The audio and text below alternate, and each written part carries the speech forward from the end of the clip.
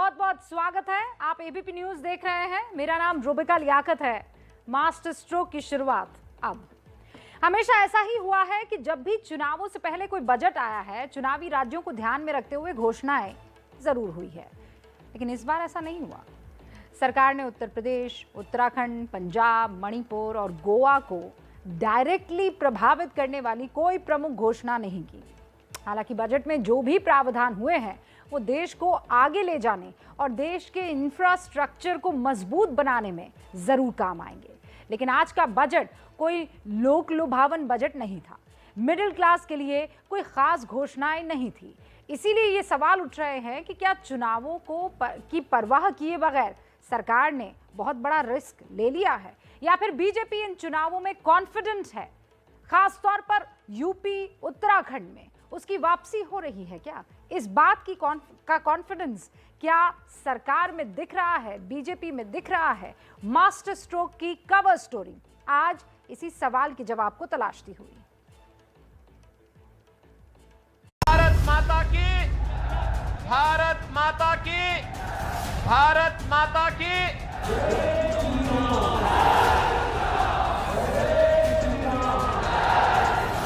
दो लड़कों की जोड़ी फिर आ गई है। ये दो लड़कों की जोड़ी वही है। एक लखनऊ से दंगा करा रहा था, एक दिल्ली से तमाशा देख रहा था।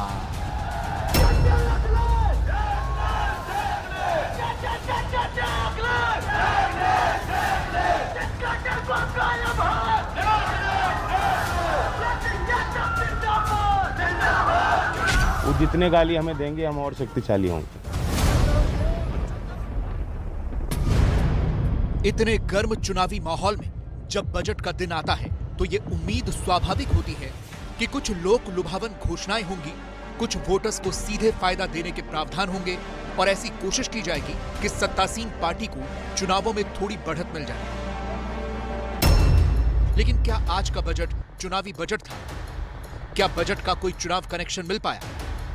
क्या वोटों के लिए बजट में कोई घोषणा थी? ये ऐसे सवाल हैं जिनका जवाब खोजने पर भी नहीं मिल पा रहा होगा, क्योंकि आज के बजट में सरकार की तरफ से कोई बड़ा धमाका नहीं किया गया। ना तो कोई बहुत बड़ी राहत दी गई और ना ही आम आदमी या टैक्स पेयर के लिए कोई बड़ा सरप्राइज था।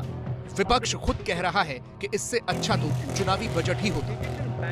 तो निराशाजनक है। मुझे उम्मीद थी कब कि यूपी के चुनाव को देखते हुए शायद कुछ लोगों को दे दें, तब भी नहीं दिया और सब बड़े लोगों को दे दिया। बड़े पैसे वाले लोग जो डायमंड की ज्वेलरी पहनते हैं, जिन घरानों की महिलाएं, उनको लाभ दे दिया। कॉरपोरेट घराने को कॉरपोरेट टैक्स में छूट दे दी। हम लोग जो मीडियम क्लास के लोग हैं, इनकम टैक्स में 1 पैसे की छूट नहीं दी। सवाल ये है कि 5 राज्यों के विधानसभा चुनावों को देखते हुए सरकार ने बड़े ऐलान बजट में क्यों नहीं किए? क्या सरकार ऐसा करके कोई बहादुरी दिखाना चाहती है, या फिर बीजेपी इन राज्यों में चुनाव की जीत को लेकर आश्वस्त है, या फिर सरकार बजट को अलग और चुनावी राजनीति को अलग करके देखना चाहती है? चुनाव से पहले आने वाले बजट में लोक लुभावन वादे ज्यादा होते हैं और कड़े सुधार के उपाय कम होते हैं। हमने पहले भी ऐसा देखा है। जैसे 2021 में पश्चिम बंगाल, असम, तमिलनाडु और केरल में अप्रैल और मई में चुनाव हुए थे। उससे पहले जब फरवरी 2021 में बजट पेश हुआ तो इन राज्यों के लिए कई ऐलान थे। जैसे बंगाल और असम के चाय बागानों के वर्करों के लिए बजट में 1000 करोड़ रुपए, केरल में हाईवे के लिए 65,000 करोड़ रुपए, तमिलनाडु में कई इकोनॉमिक कॉरिडोर का ऐलान हुआ था। इसी तरह से 2017 में जब यूपी, उत्तराखंड, पंजाब, मणिपुर और गोवा में चुनाव हुए थे तो सरकार ने बजट में 10 लाख करोड़ रुपए किसानों के कर्ज के लिए रखे थे। लेकिन इस बार ऐसा नहीं था, इसीलिए इसे चुनावी बजट नहीं कहा जा रहा, क्योंकि सरकार ने बजट में लोक लुभावन घोषणाएं नहीं की हैं। आम लोगों को सीधे फायदा देने वाली घोषणा नहीं थी। आयकर दाताओं के लिए भी कोई बदलाव नहीं किया। मध्यम वर्ग के लिए कोई सीधी घोषणा नहीं थी। किसानों की कर्ज माफी जैसी भी कोई घोषणा नहीं हुई। इसीलिए विपक्ष इसे खराब बजट बता रहा है। Extremely disappointing, a damp squib. There seems to be absolutely nothing in this budget. No mention of MNREGA, no mention of defense. We are facing terrible inflation and there is no tax relief for the middle class. This is a budget which seems to be pushing the mirage of Achhe Din even farther away. Now it's India at 100. अभी 25 साल और इंतजार करना पड़ेगा अच्छे दिन आने के लिए। लेकिन प्रधानमंत्री नरेंद्र मोदी बजट की तारीफ कर रहे हैं। वो इसे अगले कई सालों के विकास की तैयारी बता रहे हैं। ये बजट विकास का नया विश्वास लेकर आया है। ये बजट अर्थव्यवस्था को मजबूती देने के साथ ही सामान्य मानवी के लिए अनेक नए अवसर बनाएगा। ये बजट मोर इंफ्रास्ट्रक्चर, मोर इन्वेस्टमेंट, मोर ग्रोथ और मोर जॉब्स की नई संभावनाओं से भरा हुआ है। हालांकि जानकारों का यह भी मानना है कि यह बजट एक तरह से चुनावी बजट ही था, लेकिन बिना लोक लुभावन घोषणाओं के। सरकार ने बजट में एक तरह से अपनी नीतियों का ऐलान किया है। टैक्स पर भले ही कोई राहत ना दी, लेकिन कोई नया टैक्स भी नहीं लगाया है। सभी के लिए कुछ ना कुछ ऐलान किया है। कैसे? लोगों और सामान को तेज गति से लाने ले जाने के लिए पीएम गति शक्ति मास्टर प्लान आएगा, जिसमें 3 साल में 100 कार्गो टर्मिनल बनाए जाएंगे। नेशनल हाईवे में 25,000 किलोमीटर का विस्तार किया जाएगा। 3 साल में नई पीढ़ी की 400 वंदे भारत ट्रेन्स बनाई जाएंगी। उद्योगों को 5,54,000 करोड़ से बढ़ाकर 7,55,000 करोड़ देने का प्रावधान रखा गया है। 5 साल में 60 लाख नई नौकरियां जनरेट होंगी। प्रधानमंत्री आवास योजना के तहत 48,000 करोड़ रुपए से 80 लाख सस्ते घर बनाए जाएंगे। एमएसपी के जरिए किसानों के खाते में लगभग 2,37,000 करोड़ रुपए जो है वो भेजे जाएंगे। इन घोषणाओं का फायदा भी आम आदमी को ही होने वाला है। देश के इंफ्रास्ट्रक्चर को मजबूत करने के लिए ये घोषणाएं की गई है। हालांकि मिडिल क्लास और सैलरीड क्लास को हर बार की तरह इस बार भी निराशा हाथ लगी है। इनकम टैक्स में किसी तरह की कोई राहत नहीं मिलने वाली है। मिडिल क्लास को इस बजट से सर कुछ नहीं मिला। जो टैक्स स्लैब थी वो एज इट इज प्रीवियस साल की तरह बिल्कुल सेम थी। जैसा चाहिए था वैसा नहीं आया। लाइक अगर महंगाई के हिसाब से देखा जाए तो कुछ रिलीफ देनी चाहिए थी जो मिडिल क्लास के हिसाब से, या वैसे भी तो ऐसा कुछ आया नहीं है। मिडिल क्लास के लिए नहीं है, ये अमीर ज़्यादाओं के लिए बजट आया है।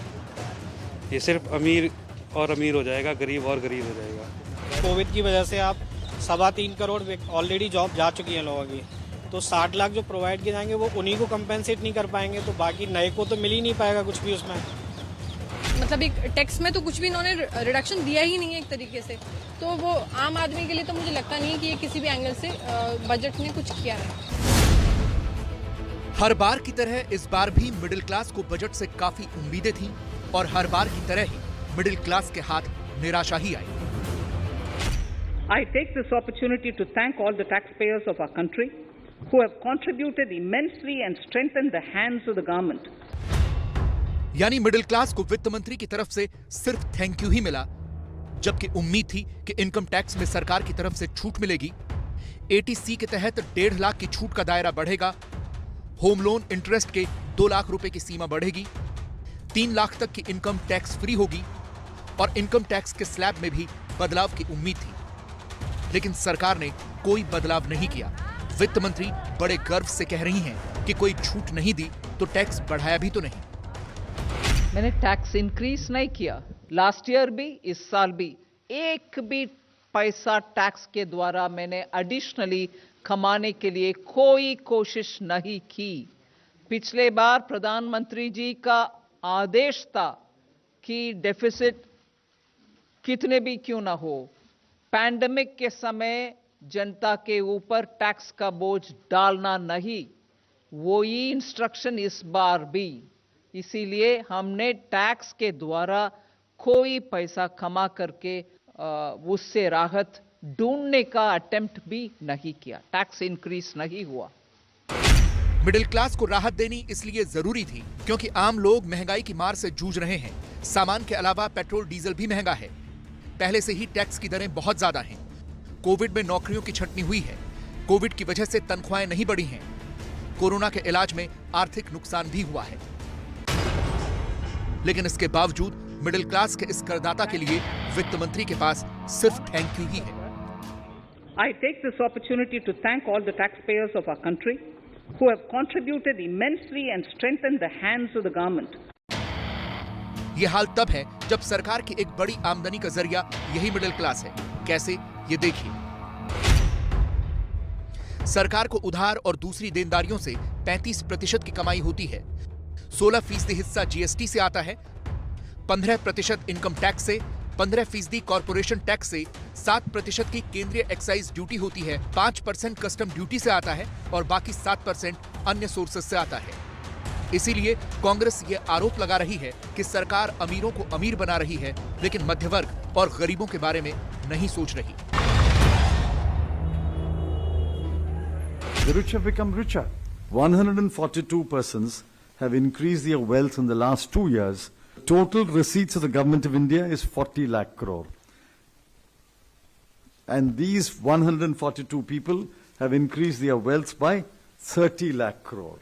Very soon, the increase in their wealth will be greater than the receipts of the government of India. सुना आपने। मास्टर स्ट्रोक में अब विश्लेषण करेंगे बजट में हुई उन घोषणाओं का जिसे भारत में एक नई डिजिटल क्रांति की शुरुआत कहा जा रहा है।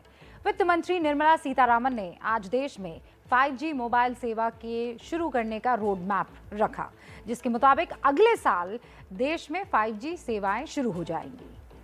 5G मोबाइल सेवा के साथ ही बजट में डिजिटल क्रांति के भी बहुत से ऐलान हुए हैं, जिसमें डिजिटल यूनिवर्सिटी है, डिजिटल बैंक है, आयुष्मान भारत डिजिटल मिशन जैसी योजनाएं शामिल कर दी गई है। वित्त मंत्री ने यह भी बताया कि अब देश में चिप लगा हुआ ई पासपोर्ट भी शुरू हो जाएगा। भारत के इस डिजिटल विजन का पूरा खाका अब आपको जानना चाहिए, लेकिन पहले आप 5G सेवा का ऐलान जो किया गया उस पर देखिए मास्टर स्ट्रोक का ये विशेष विश्लेषण। 5G का मेरे को बेसब्री से इंतजार है। 5G आएगा तो शायद नेटवर्क अच्छा होगा।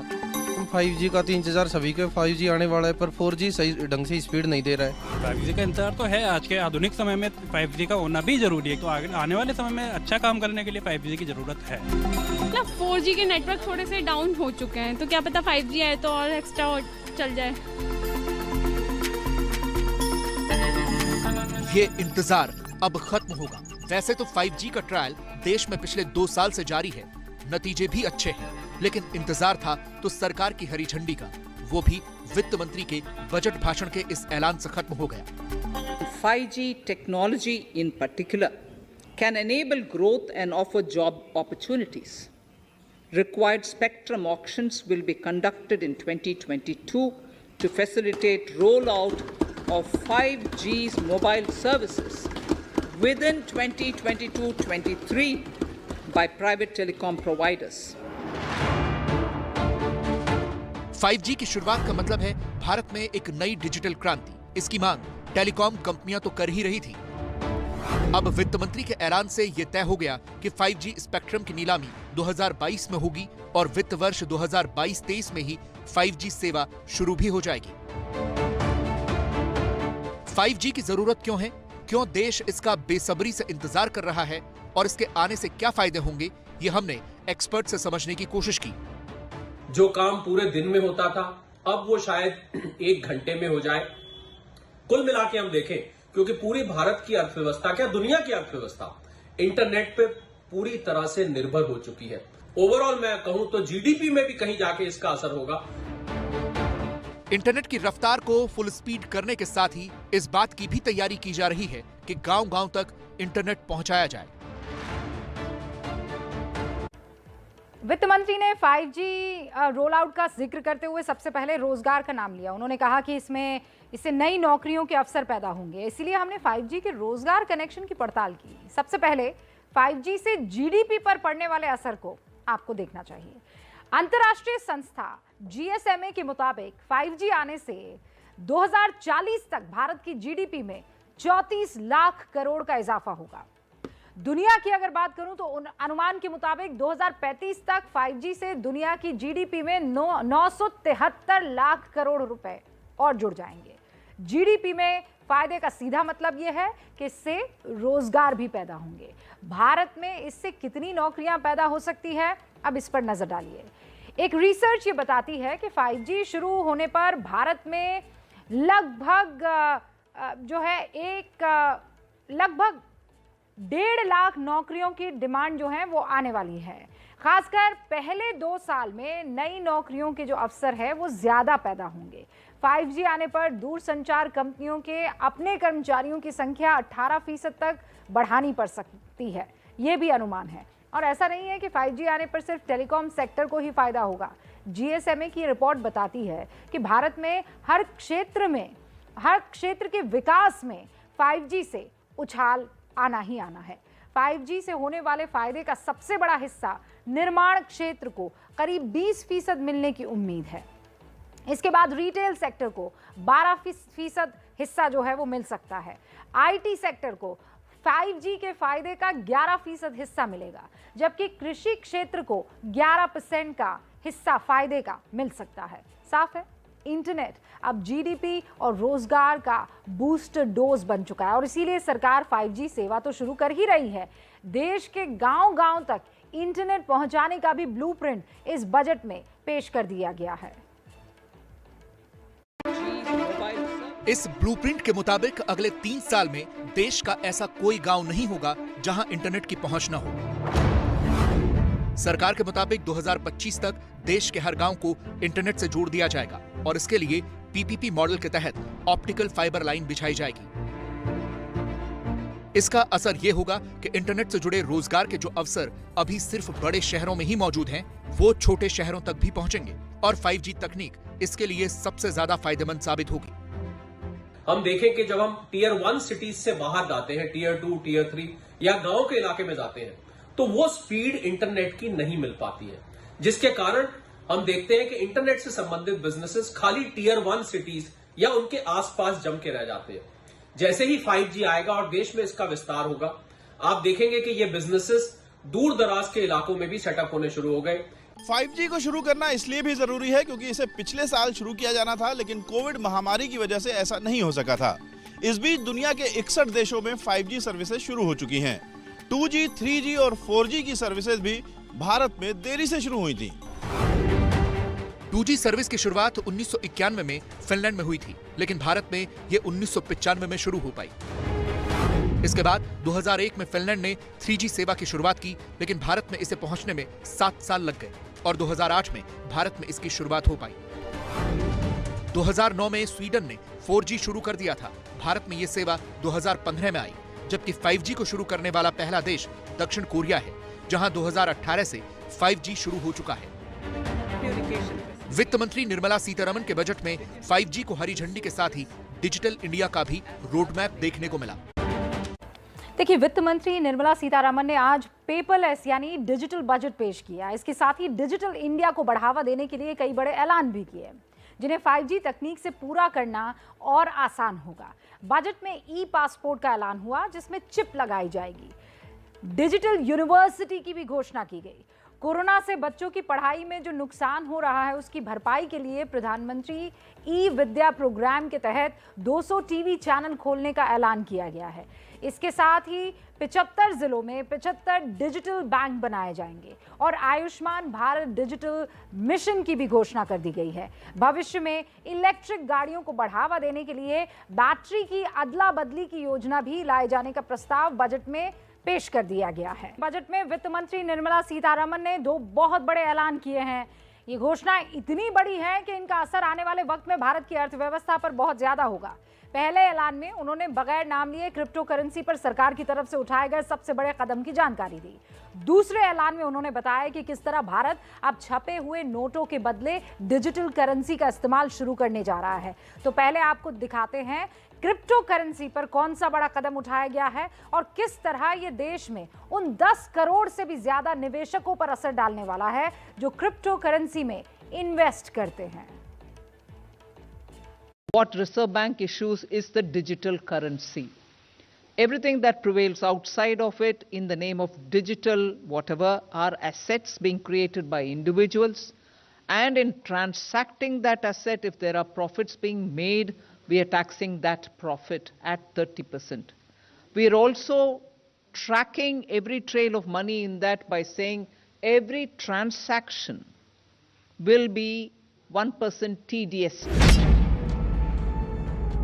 वित्त मंत्री निर्मला सीतारामन के इस बयान से एक बात तो साफ हो गई है कि अब सरकार ने क्रिप्टो करेंसी पर बेहद गंभीरता से सोचना शुरू कर दिया है।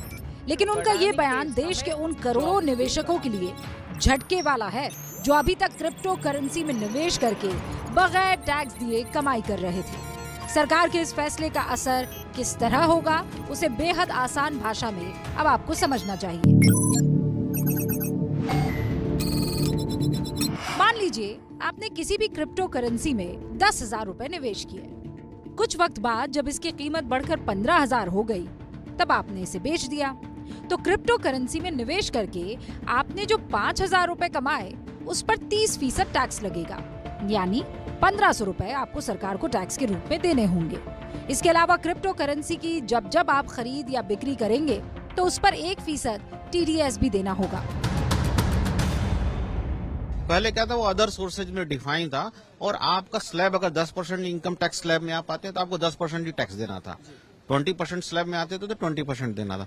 गवर्नमेंट ने बोल दिया इर्रेस्पेक्टिव ऑफ स्लैब, आप किसी भी स्लैब में हो, आपको 30% टैक्स देना है। क्रिप्टो करेंसी पिछले एक दशक से दुनिया भर में बेहद चर्चा का विषय बनी हुई है। करीब 13 साल पहले बिटकॉइन के तौर पर पहली क्रिप्टो करेंसी दुनिया को मिली थी। उसके बाद 50 क्रिप्टो करेंसी लॉन्च हो चुकी हैं और पिछले कुछ सालों से लोग इसमें बहुत ज़्यादा निवेश भी कर रहे हैं। कई देशों में क्रिप्टो करेंसी को कानूनी मान्यता मिल चुकी है, लेकिन अभी तक भारत में इसे लेकर कोई नीति या कानून नहीं है। विपक्ष भी इस पर सवाल उठा रहा है। कांग्रेस प्रवक्ता रणदीप सुरजेवाला ये ट्वीट करके वित्त मंत्री निर्मला सीतारमन से पूछ रहे हैं कि क्या क्रिप्टो करेंसी अब वैध हो गई है, बिना क्रिप्टो करेंसी बिल लाए, जैसा कि आपने क्रिप्टो करेंसी पर टैक्स लगा दिया है। इसके नियमों के बारे में क्या, क्रिप्टो एक्सचेंजेस के नियमों का क्या, निवेशकों की सुरक्षा के बारे में क्या? ये सवाल इसलिए है क्योंकि ये बात तो सही है कि अभी तक भारत में क्रिप्टो करेंसी को लेकर कोई नियम कानून नहीं है। एक्सपर्ट्स के मुताबिक वित्त मंत्री ने डिजिटल एसेट शब्द का इस्तेमाल कर इसे रेगुलेट करने की दिशा में कदम बढ़ा दिया है। गवर्नमेंट ने पहले भी इंटेंशन दे दिया था कि मैं क्रिप्टो को प्रमोट नहीं करना चाहती है और इसको रेगुलेट करना बहुत जरूरी था। इसलिए सरकार ने जो है वर्चुअल डिजिटल एसेट शब्द का प्रयोग किया और इसको अभी जो है हम बोलेंगे कि अपने दायरे में, अपने शिकंजे में लाने की कोशिश की है। कांग्रेस भले ही निर्मला सीतारमन से क्रिप्टो करेंसी को लेकर सवाल पूछ रही है, लेकिन महाराष्ट्र में उनकी सहयोगी पार्टी शिवसेना इसका समर्थन कर रही है। शिवसेना सांसद प्रियंका चतुर्वेदी ने क्रिप्टो पर टैक्स लगाने को अच्छा कदम बताया है। मैं उम्मीद करूंगी कि क्रिप्टो करेंसी का जो बिल आएगा वो एक ऐसा इकोसिस्टम बनाएगा जहां पे एक थ्राइविंग स्ट्रक्चर फिनटेक स्पेस में और डिजिटल स्पेस में बनेगा। भारत में क्रिप्टो करेंसी के 10 करोड़ से भी ज्यादा निवेशक हैं, इसलिए इसे रेगुलेट करना बेहद जरूरी है क्योंकि ये अलग से एक अर्थव्यवस्था बनती जा रही है। एक और जहां इसमें रिटर्न काफी ज्यादा हो सकता है, वहीं नुकसान की संभावना भी लगातार बनी रहती है। कितना रिस्की है इसे जानने के लिए आप बिटकॉइन का उदाहरण ले सकते हैं। 1 दिसंबर 2021 को एक बिटकॉइन की कीमत करीब 43 लाख रुपए थी, जबकि 1 फरवरी 2022 को एक बिटकॉइन की कीमत करीब 30 लाख रुपए है, यानी 2 महीने में ही इसमें करीब 13 लाख रुपए की कमी आई है। ऐसा नहीं है कि निवेशकों को इस रिस्क का पता नहीं है, वो भी समझते हैं कि क्रिप्टो में निवेश हाई रिस्क हाई गेन वाला मामला है। सरकार द्वारा इससे होने वाली कमाई पर टैक्स लगाने का फैसला ठीक मान रहे हैं। ये हमारा जो हॉट टॉपिक है क्रिप्टो करेंसी काफी समय से, उस पर इंडियन गवर्नमेंट ने बैन लगाने के बजाय उसको रेगुलराइज किया है। हाँ, इसके लिए उन्होंने 30% का टैक्स रखा है आपके प्रॉफिट के ऊपर, वो एक्सेप्टेबल है। लेकिन सवाल अभी भी वही है कि क्रिप्टो करेंसी का भविष्य है क्या, और अगर इस पर सरकारी नियंत्रण नहीं है या सरकार की तरफ से इसके लिए कोई कायदा कानून अब तक नहीं बनाया गया है, तो फिर इसे कानूनी तौर पर ठीक कैसे माना जाए? क्रिप्टो पे 30% के करीब टैक्स लगाया गया है, इनकम टैक्स। क्रिप्टो को शायद एसेट के रूप में अप्रूवल मिल जाए। क्रिप्टो करेंसी को भविष्य की करेंसी माना जा रहा है। दुनिया के देशों में कई कारोबार में इसका खूब इस्तेमाल किया जा रहा है, लेकिन दूसरी तरफ किसी सेंट्रल बैंक का इस पर कोई कंट्रोल नहीं होने की वजह से क्रिप्टो करेंसी का इस्तेमाल आतंकवादी संगठन या फिर गैर कानूनी काम करने वाले भी खूब कर रहे हैं। शायद इसीलिए सरकार इससे बचना चाहती है और अपनी डिजिटल करेंसी लाकर इसे अपनाना भी चाहती है। और आज के बजट की दूसरी सबसे अहम घोषणा है डिजिटल करेंसी। अगले साल से रिजर्व बैंक डिजिटल रूपी के नाम से भारत में डिजिटल करेंसी की शुरुआत करने जा रहा है। अब हम सबके मन में ये सवाल खड़ा हो सकता है कि आखिर डिजिटल करेंसी क्या है और ये मौजूदा डिजिटल पेमेंट से अलग कैसे होगी, क्योंकि अभी तक हम बैंक में मौजूद अपने पैसों से डिजिटली पेमेंट करते थे, लेकिन डिजिटल करेंसी जो होगी वो जेब में मौजूद कैश का विकल्प बनने वाली है। जैसे कैश पेमेंट करते वक्त बीच में बैंक नहीं आता, ठीक उसी तरह डिजिटल करेंसी से पेमेंट के वक्त भी कोई बैंक बीच में नहीं आएगा। और क्या होगा देख लीजिए।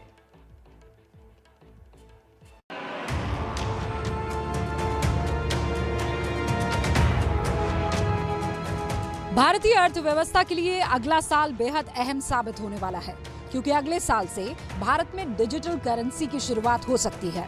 यानी जिस तरह कैश पेमेंट में आप छपे हुए नोटों के जरिए भुगतान करते हैं, उसी तरह अब आप डिजिटल नोट से पेमेंट कर पाएंगे। वित्त मंत्री निर्मला सीतारामन ने बजट में डिजिटल रूपी के नाम से डिजिटल करेंसी लाने की घोषणा कर दी है। A currency is a currency only when it is issued by the central bank, even if it's a crypto. By anything which is outside of that, loosely all of us refer it to be cryptocurrency. They are not currencies. And the currency in the name of digital rupee will be issued. What Reserve Bank issues is the digital currency. इसका मतलब ये हुआ कि देश अब cashless economy की तरफ कदम बढ़ा चुका है। यानी एक तरह से पर्स में नोट लेकर घूमने की बजाय अब ये नोट डिजिटल रूप से आपके मोबाइल में आ जाएगा। डिजिटल करेंसी के वैसे फायदे बहुत सारे हैं। जैसे नोट छापने का खर्च नहीं है, इसीलिए कम खर्चीली है। पैसों का लेन देन बहुत तेजी के साथ हो जाएगा, क्योंकि इसमें बैंकिंग सर्विसेज का इस्तेमाल नहीं होगा। जैसे कैश के लिए किसी बैंक खाते की जरूरत नहीं होती, उसी तरह डिजिटल करेंसी का ट्रांजैक्शन बगैर किसी बैंक खाते के किया जा सकेगा। लेन देन की ट्रैकिंग आसान है, जिससे भ्रष्टाचार और टेरर फंडिंग पर रोक लगेगी। रिजर्व बैंक के हाथों में कंट्रोल होने से मार्केट में रुपए की कमी या अधिकता को नियंत्रित किया जा सकेगा। डिजिटल करेंसी डिजिटल क्रांति होगी। क्रिप्टो करेंसी में ट्रेडिंग होना अनिवार्य है, it's a reality, you can not get away the reality. लेकिन सरकार खुद का विजन दिखा रही है कि हम इसको समझना चाहते हैं, क्रिप्टो करेंसी को, इसको लॉन्च करना चाहते हैं और धीरे धीरे इसको अर्थव्यवस्था का पार्ट बनाना चाहते हैं। लेकिन इस क्रांति की राह में मुश्किलें बहुत हैं। चूंकि ये डिजिटल है, इसके लिए तकनीक का इस्तेमाल बहुत जरूरी है। और सबसे बड़ी बात यह है कि ये सुरक्षित कितना होगा, क्योंकि जैसे जैसे तकनीक आगे बढ़ रही है, साइबर क्राइम भी उतनी ही तेजी से बढ़ रहे हैं। इसीलिए तकनीकी तौर पर इसका बेहद सुरक्षित होना जरूरी है। भारत की अर्थव्यवस्था के लिए डिजिटल करेंसी की आर्थिक स्थिरता भी हमें देखनी होगी। हालांकि दुनिया के कई देशों में डिजिटल करेंसी पर काम बहुत पहले शुरू हो चुका है। चीन में साल 2020 में पायलट प्रोजेक्ट शुरू हो चुका है। ब्रिटेन में इस पर साल 2015 में काम शुरू किया गया। कनाडा में इस पर साल 2016 में काम शुरू हो चुका है। यूरोपीय बैंक ने साल 2019 में प्रोजेक्ट को लॉन्च कर दिया। अमेरिका ने साल 2021 में काम करने की घोषणा की। भारत साल 2022 में लॉन्च करने की तैयारी कर रहा है। पूरी दुनिया इस वक्त डिजिटल इकोनॉमी की तरफ बढ़ रही है, इसीलिए भारत भी इसमें पीछे नहीं रहना चाहता। अगले साल डिजिटल करेंसी की लॉन्चिंग इसी का संकेत है। हालांकि भारत इसमें दूसरे देशों से थोड़ा पीछे चल रहा है। बैंकिंग सर्विसेज के जरिए डिजिटल पेमेंट बढ़ा है, लेकिन दूसरे देशों के मुकाबले अभी हम पीछे हैं। ब्रिटेन में साल 2028 तक 91% ट्रांजैक्शन डिजिटल हो जाएंगे। स्वीडन में साल 2035 तक 50% रिटेलर्स कैश पेमेंट लेना बंद कर देंगे। जापान में अभी करीब 29% पेमेंट कैशलेस हो रहे हैं। दक्षिण कोरिया में 96% पेमेंट कैशलेस हो चुके हैं। यानी कुल मिलाकर कदम तो अच्छा है, लेकिन इसे लेकर चिंताएं भी बहुत सारी हैं। देखना यह है कि सरकार की तरफ से इन चिंताओं को दूर करने के लिए डिजिटल करेंसी में किस तरह के नियम बनाए जाते हैं।